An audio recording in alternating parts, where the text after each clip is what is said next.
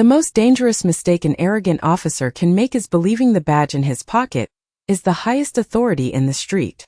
The morning sun cast long golden reflections across the glass towers of downtown Washington, D.C., where federal employees, attorneys, and tourists blended into the steady rhythm of another weekday.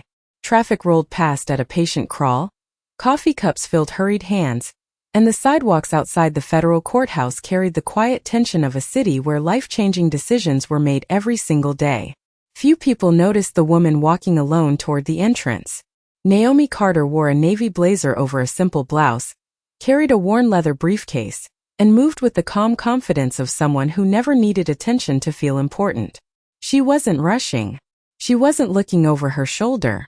She simply walked with measured steps, her eyes calmly scanning the building ahead as though every second mattered for reasons only she understood. Several yards away, Officer Ethan Brooks leaned against his patrol SUV, watching the morning crowd with folded arms. He had built a reputation for acting first and asking questions later, convinced his instincts were always right. The moment his eyes landed on Naomi, something about her immediately caught his attention. Perhaps it was the way she ignored the nervous energy surrounding the courthouse. Perhaps it was because she looked too composed while everyone else hurried past. Whatever the reason, Ethan had already made up his mind before a single word had been spoken. He stepped directly into her path, forcing her to stop just a few feet from the courthouse entrance. Conversations nearby slowed. Curious faces turned. Phones remained in pockets for now. "Ma'am," Ethan said with a voice loud enough for everyone nearby to hear, "I'm going to need you to stay right here." Naomi looked at him without surprise. Her expression never changed. "Is there a problem, officer?" she asked calmly. Ethan ignored the question. "Set your briefcase on the ground." Without hesitation, Naomi carefully placed it beside her polished shoes. She never argued. She never raised her voice. That only made Ethan more convinced he was in control. "Identification," he demanded. Naomi reached slowly toward her purse, but before she could retrieve anything, Ethan lifted a hand to stop her. "Actually, don't move yet." The surrounding crowd grew larger with every passing moment. Office workers paused halfway across the crosswalk. A delivery driver removed one earbud. A law student quietly pulled out her phone, sensing something unusual unfolding in broad daylight. Ethan circled Naomi with the confidence of someone performing for an invisible audience.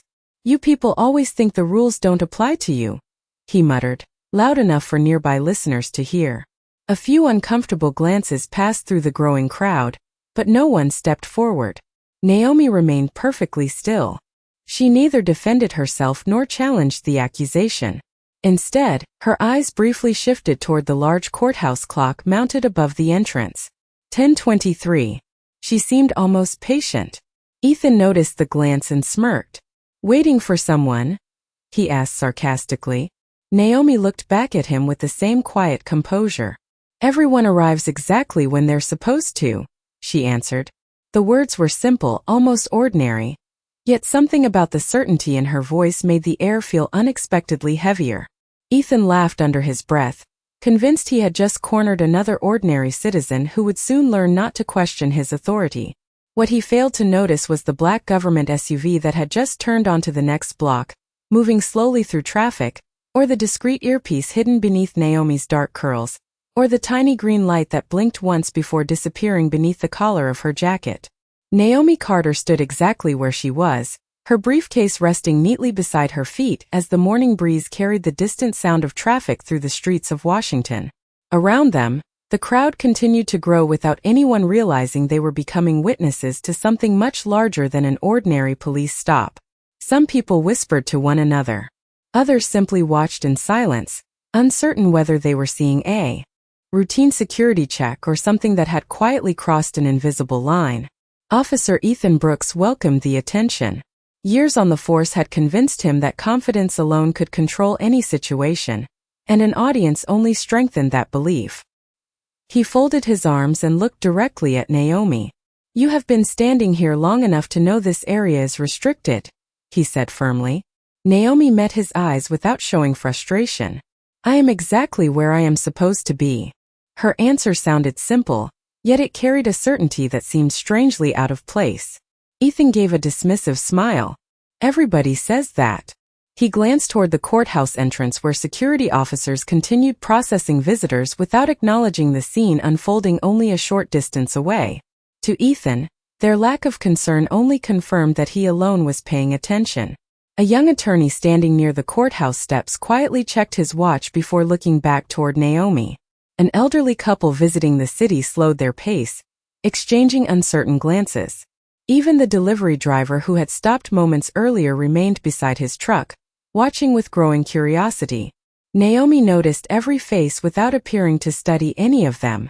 Years of professional discipline had taught her to observe without drawing attention, to listen without interrupting, and to remain calm while others revealed far more than they intended. Ethan pointed toward the briefcase. "What is inside?" "Documents," Naomi answered. "Important enough that I prefer they arrive on time." Ethan chuckled. "That sounds mysterious." Naomi simply replied, "Sometimes the truth does." For the first time, Ethan felt a flicker of irritation. He expected nervous explanations, excuses, or emotional reactions. Instead, every answer she gave seemed measured, respectful, and impossible to challenge. It was as though she understood something he did not. The silence between them stretched several long seconds before a courthouse bell echoed faintly across the plaza, marking another quarter hour. Naomi looked toward the clock once again. 10:25. Her expression never changed, but her breathing became almost imperceptibly slower, as though an invisible countdown had entered its final moments. Across the street, the black government sport utility vehicle rolled through the intersection before stopping behind a row of parked cars. Its dark windows revealed nothing. No emergency lights flashed. No one stepped outside. To everyone else, it was simply another government vehicle in a city full of them. Ethan never spared it a glance. His attention remained fixed entirely on Naomi, convinced he was proving an important point. "You know," he said, raising his voice just enough for nearby spectators to hear, "people who cooperate usually make things much easier for themselves." Naomi answered with the same steady tone she had used since the encounter began. "Real cooperation begins with respect." Several people in the crowd quietly looked at one another. No one spoke. The words lingered in the cool morning air with unexpected weight. Somewhere nearby, a phone vibrated inside a jacket pocket. At almost the same instant, the tiny concealed earpiece beneath Naomi's hair emitted a nearly silent signal that no one else could hear. She did not react outwardly. She simply waited, calm and patient, while events continued moving exactly where she already knew they would. Officer Ethan Brooks interpreted Naomi Carter's silence as surrender, and that misunderstanding quietly pushed him one step closer to a mistake he could no longer undo. The morning crowd had settled into an uneasy stillness, with conversations fading into cautious whispers as more pedestrians slowed to watch. A courthouse security officer glanced toward the gathering from behind the entrance checkpoint, but quickly returned to assisting visitors, unaware that something far more significant was unfolding only a few yards away. Ethan bent slightly to pick up Naomi's leather briefcase. "If these documents are as important as you claim," he said confidently, "they can wait until I finish asking my questions." Naomi looked directly at him, her voice remaining calm and measured. "I would advise leaving it exactly where it is." Ethan smiled as though he had just won an argument. "That is not your decision." He reached for the handle but hesitated for the briefest moment. There was no lock. No identifying stickers. Nothing unusual except a small silver tag carrying only a sequence of numbers instead of a name. He frowned for a second before dismissing the detail as meaningless. Around the plaza, subtle changes continued unfolding without attracting attention. The black government sport utility vehicle remained parked across the street. Two professionally dressed men stepped onto the sidewalk carrying coffee cups, blending naturally with the morning crowd. A woman wearing running clothes slowed near the courthouse fountain to stretch, although her eyes occasionally drifted toward Naomi. None of them acknowledged one another. None of them acknowledged Naomi. Yet every one of them seemed to arrive within the same minute. Ethan remained completely unaware. He was focused entirely on demonstrating authority before the growing audience. "Tell me why you are here," he demanded again. Naomi answered without hesitation. To finish the job I came to do. And what job is that? Ethan asked. Naomi gave the slightest smile. You will understand soon enough. The answer drew another quiet laugh from Ethan, but not from everyone else. The young attorney standing near the courthouse steps narrowed his eyes, sensing there was something unusually controlled about the exchange. Most people placed under public scrutiny became defensive, anxious, or frustrated. Naomi displayed none of those reactions. Instead, she carried herself like someone who had rehearsed patience long before this morning ever began. A cool breeze swept through the plaza, rustling American flags mounted above the courthouse entrance. Naomi briefly looked upward before checking the large clock again. 10:28. Only minutes had passed, yet Ethan felt increasingly determined to prove that his instincts were correct. You keep looking at that clock, he observed. Waiting for a lawyer? Naomi slowly shook her head. No. I am waiting for a schedule that has never been late. The words lingered in the silence. Ethan opened his mouth to reply when a faint vibration came from the radio clipped to his shoulder. Static crackled for only a second before disappearing without a message. He tapped the device impatiently and muttered that the equipment needed servicing again. Across the street, the driver inside the black sport utility vehicle looked at a dashboard clock, nodded once and switched off the engine. The doors remained closed. No sirens sounded. Nothing dramatic happened. Yet the atmosphere itself seemed to shift. Several members of the crowd instinctively stepped back, although none of them could have explained why. Naomi remained exactly where she had been from the beginning, her posture relaxed, her expression composed, and her confidence untouched. She knew that every passing second was placing another piece onto a board that Officer Brooks believed he controlled, never realizing he had been walking into someone else's plan from the very first moment he stepped into her path.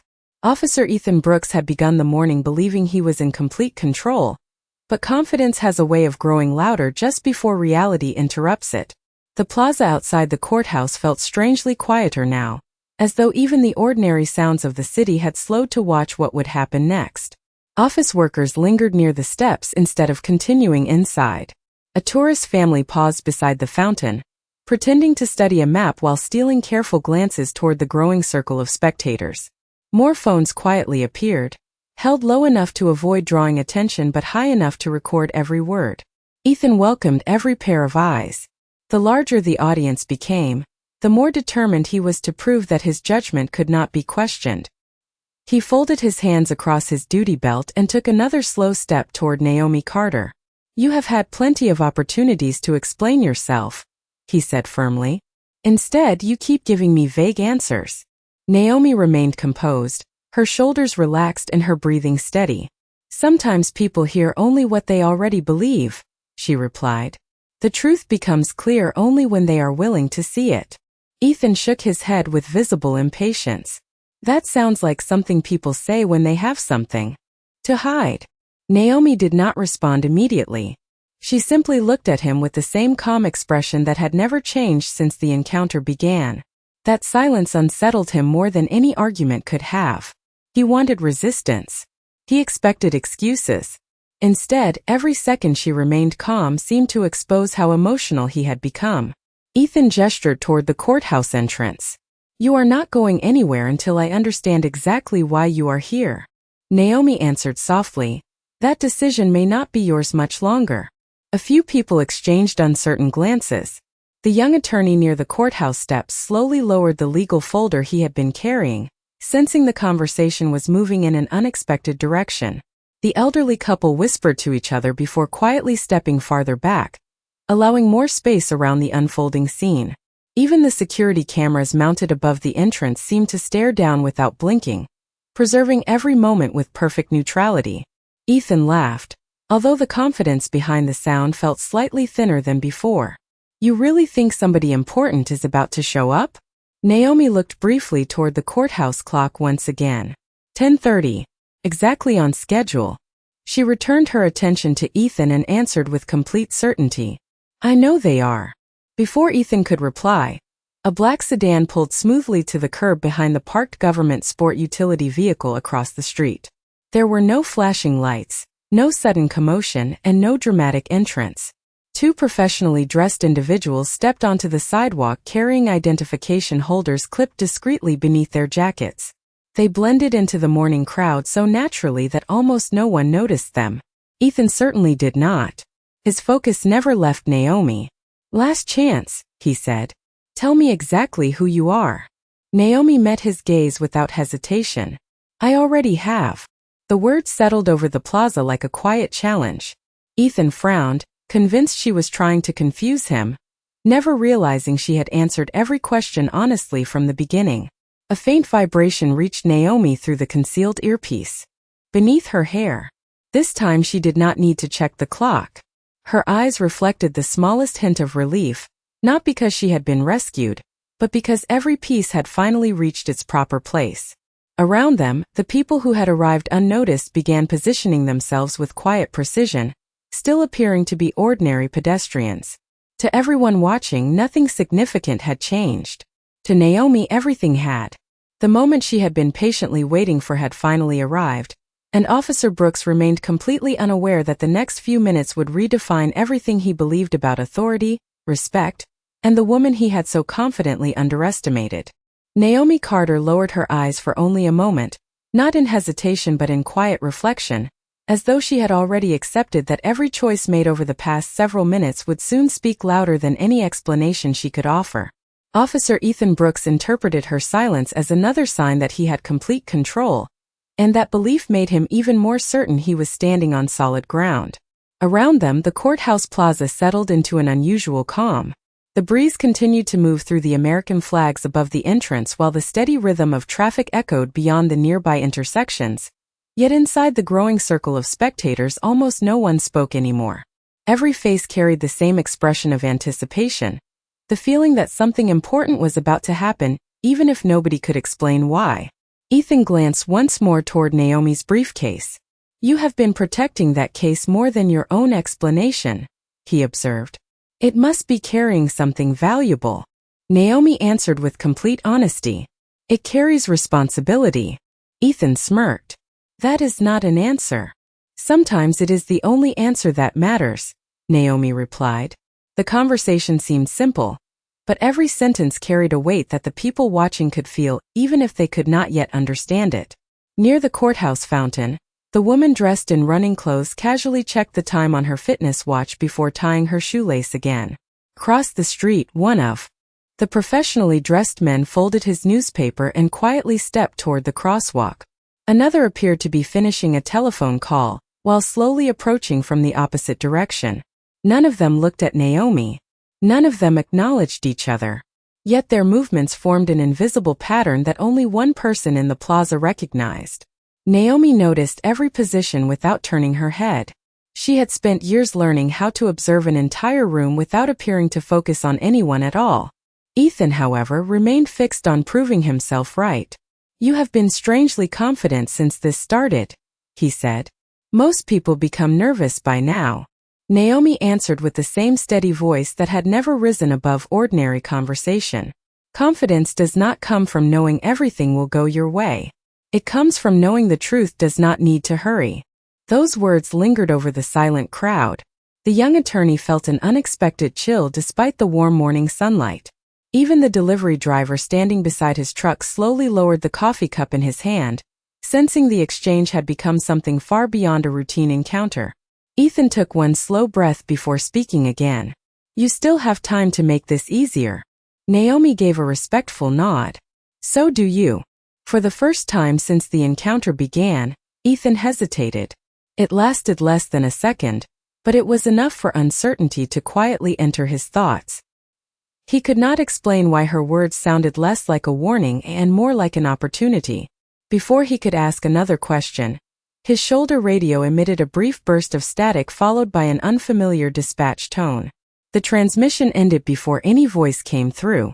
Ethan frowned and adjusted the volume, assuming another equipment malfunction had interrupted the signal. Naomi did not even glance toward the radio. Instead, she looked calmly beyond Ethan's shoulder toward the courthouse entrance, where several individuals had now reached positions that appeared completely ordinary to everyone else. A courthouse employee opened the front doors. A government vehicle engine switched off across the street. distant church bell marked the passing of another minute. Naomi quietly drew one measured breath. Every detail she had been patiently waiting for had finally aligned. The next move would not belong to chance, emotion, or assumption. It would belong entirely to the truth, and truth had a way of arriving exactly on schedule. Naomi Carter knew there was one final opportunity to prevent the morning from becoming a lesson that would follow everyone standing in the plaza long after the sun had set. She looked at Officer Ethan Brooks with the same calm expression she had carried from the very beginning, not with resentment, not with fear, but with the quiet patience of someone who understood that character is often revealed by the choices people make when they believe no one important is watching. Ethan adjusted the radio on his shoulder one more time before looking back at her. The brief interruption had left him slightly unsettled, but pride quickly filled the space where doubt had tried to enter. He straightened his posture and spoke with renewed confidence. "I am asking you one last time. Tell me why you are here." Naomi answered gently. "I have already told you the truth. You simply decided it was not worth believing." Ethan shook his head. "Then help me understand." For the first time since the encounter began, Naomi allowed a faint smile to appear. It was not a smile of victory. It was the expression of someone offering another chance. "Understanding begins with listening before judging," she said quietly. "You still have time to choose that." The words lingered over the silent crowd. Several spectators exchanged thoughtful glances. The young attorney standing near the courthouse entrance slowly lowered his phone, no longer recording out of curiosity, but because he sensed he was witnessing something much deeper than a disagreement between an officer and a citizen. Across the street, the black government sport utility vehicle remained motionless. The driver stayed inside with both hands resting calmly on the steering wheel. The two professionally dressed individuals who had blended into the morning crowd continued walking at an ordinary pace, yet every step brought them a little closer to the courthouse entrance. Their movements were so natural that no one paid them any attention. Naomi noticed all of it without turning her head. Her training had taught her to recognize timing as carefully as evidence. Nothing was rushed. Nothing was accidental. Everything depended on allowing the truth to arrive on its own. Ethan looked around at the growing audience and seemed encouraged by the attention. "People are waiting for answers," he declared. Naomi nodded respectfully. "They are. That is why this moment matters." Ethan folded his arms once again, then stopped speaking in riddles. Naomi answered with complete sincerity. "This has never been a riddle. From the first minute we spoke, I have answered every question honestly. The only difference is that you decided who I was before you decided to hear what I had to say." Those words landed differently. Even the delivery driver standing beside his truck quietly looked down for a moment before returning his attention to the scene. The elderly couple near the fountain exchanged concerned expressions. The atmosphere had changed. The conversation was no longer about authority. It had become a reflection of assumptions, respect, and the cost of reaching conclusions too quickly. A gentle vibration passed through the concealed earpiece beneath Naomi's hair. This time the signal lasted only a fraction of a second. She understood immediately. Everyone was finally in position. She took one slow breath and lifted her eyes toward the courthouse clock. 10:32. Exactly as expected. She returned her attention to Ethan with the same calm confidence that had never wavered. "Officer Brooks," she said in a steady voice, "what happens next will depend entirely on the decision you make in the next few seconds." Ethan looked at her with puzzled determination, still convinced he controlled the situation. He never noticed the courthouse doors opening behind him, nor the quiet footsteps approaching across the polished stone walkway, nor the subtle shift in expression that passed across several faces in the crowd as they recognized the people who had just arrived. Naomi remained perfectly still, knowing the waiting was over and that the truth was no longer walking toward them. It had already arrived.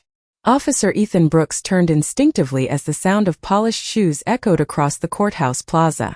The conversations around him faded into complete silence. Three individuals wearing dark business suits approached with calm, deliberate confidence, each displaying the unmistakable composure of people who never needed to raise their voices to command attention. The woman leading them carried a slim credential wallet in one hand and stopped several feet from Naomi Carter before looking directly at Ethan. "Good morning, officer," she said evenly. I am Special Agent Rebecca Collins with the Federal Bureau of Investigation. Ethan blinked, momentarily surprised but still convinced he was handling an ordinary situation. This individual is being detained while I determine her identity, he answered. Rebecca nodded politely without taking her eyes off him. That determination has already been made. Ethan frowned. According to whom? Rebecca slowly turned toward Naomi with a respectful smile that immediately caught the attention of everyone watching. According to the Federal Bureau of Investigation. The words settled over the plaza like a sudden change in the weather. Naomi calmly bent down, lifted her leather briefcase, and brushed a speck of dust from the handle before reaching inside her blazer. Her movements remained slow, deliberate, and completely unhurried. She removed a dark leather credential holder and opened it with practiced precision. The gold badge caught the morning sunlight for only a moment before she presented it at chest level. Special Agent Naomi Carter, she said in the same calm voice she had used since the encounter began. Federal Bureau of Investigation. No one spoke. The delivery driver lowered his coffee cup without realizing it. The young attorney's eyes widened. Even the elderly couple standing near the fountain looked at one another in stunned disbelief. Ethan stared at the badge, then back at Naomi, searching for some sign that this was a misunderstanding. Instead, he found only quiet professionalism. Rebecca Collins stepped forward and spoke with measured courtesy. Special Agent Carter has been assigned to an active federal operation scheduled to begin at exactly 10:32 this morning. Her arrival at this courthouse was expected. Her identity was verified long before she entered the plaza. Ethan's confident posture began to soften.